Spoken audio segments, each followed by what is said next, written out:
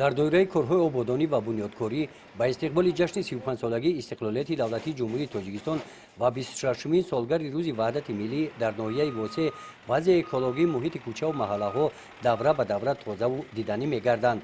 طبق نقشه چورابینی‌های مقامات اجرایی حکومت دولتی ناحیه در عکس تازگی که شنبه روز 24 ایون دایر گردید با جلب واسطه‌های تکنیکای صحوی در محله‌های به نام بوجان غفورов، به نام میرزایف و به نام ستار جمعیف پرتوهای صلح خوابیده کشانیده شدند. کارهای پاککاری از جانب کارخانه واحد دولتی خوجگی کمونالی با پیشنهاد بخش حفظ محیط زیست ناحیه گذرانیده شدند.